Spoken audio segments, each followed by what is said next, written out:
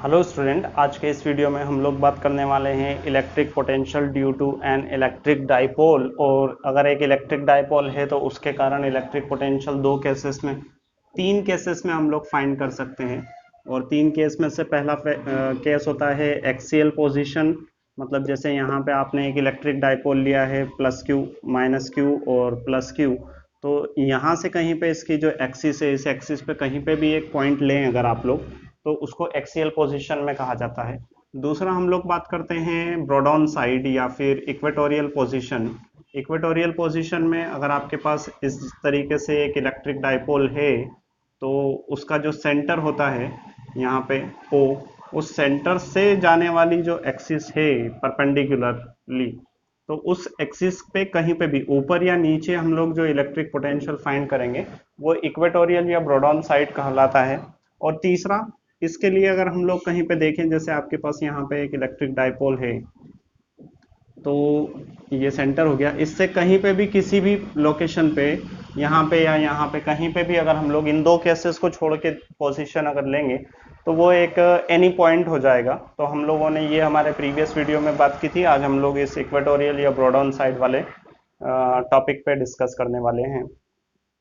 चलिए, तो electric potential axial ब्रॉडॉन side या इक्वेटोरियल पोजीशन पे बात करेंगे। यहाँ पे नेगेटिव चार्ज कंसिडर किया, इसको पॉइंट ए बोलते हैं, और पॉइंट बी जो है उस पे हमारे पास पॉजिटिव चार्ज है। इसका एक सेंटर है डाइपोल का जिसको हम डिनोट करते हैं ओ, और इस सेंटर से आर डिस्टेंस पे यहाँ पे परपेंडिकुलर पोजीशन पे एक पॉइंट है पी।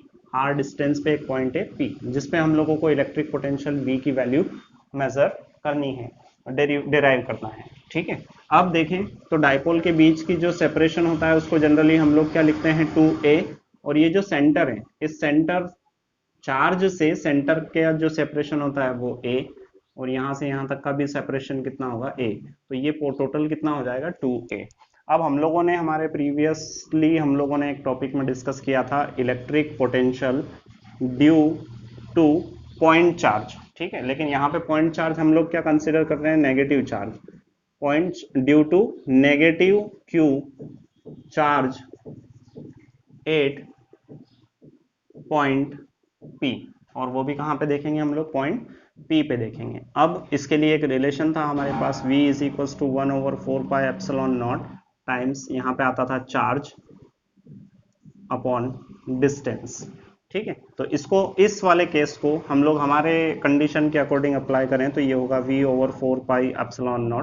ये आपको नोट नहीं करना है क्योंकि ये मैंने आपको समझाने के लिए लिखा है। यहाँ पे देखिए चार्ज कौन सा लिया है, नेगेटिव, तो इसलिए माइनस क्यू। डिस्टेंस मतलब चार्ज से पॉइंट के बीच की डिस्टेंस, मतलब यहाँ से लेके यहाँ तक की डिस्टेंस आपको मेंशन करना है। तो यहाँ पे क्लियरली आप लोग देख सकते हैं कि ये a है, ये r है, यहाँ पे पीजीटी लगेगी, पाइथागोरस थ्योरम लगेगी, और उसके अकॉर्डिंग, पाइथागोरस थ्योरम के अकॉर्डिंग ये जो वैल्यू आएगी साइड, ये जो हाइपोटेनस आएगा, ये आएगा r square plus a square. ठीक है, तो यहाँ पे हम लोग मेंशन कर दें इसको r square plus a square. ये डिस्टेंस की वैल्यू आ गई है। ये अब आप लोगों के किसी काम का नहीं, इसको हम लोग इक्वेशन नंबर 1 कह देते हैं। और एक चीज का ध्यान रखें कि पोटेंशियल जो है वो एक स्केलर क्वांटिटी होती है, इसमें डायरेक्शन नहीं होगी। Similarly electric potential due two plus Q charge at point P, इस पी पॉइंट पे इस प्लस क्यू चार्ज के कारण हम लोग इलेक्ट्रिक पोटेंशियल देख रहे हैं। तो उसका रिलेशन क्या हो जाएगा, v is equal to 1/4πε0, previously derive कर लिया है। चार्ज, चार्ज कितना है हमारे पास, प्लस क्यू चार्ज है, ओवर डिस्टेंस, डिस्टेंस मतलब अब इस पॉजिटिव चार्ज से यहाँ तक की डिस्टेंस। ठीक है, तो इस अगर हम लोग ट्राइंगल को देखें तो ये भी राइट एंगल ट्राइंगल है, इसमें लगेगी पीजीटी, पाइथागोरस थ्योरम।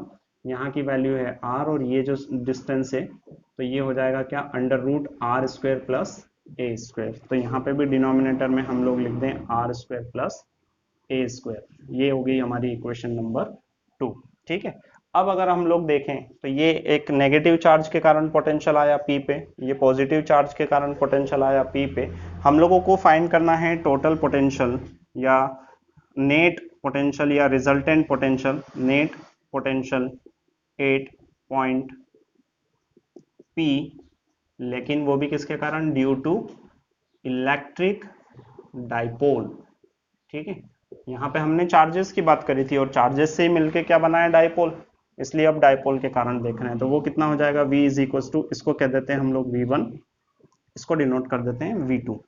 तो ये हो जाएगा total net V equals to V1 plus V2।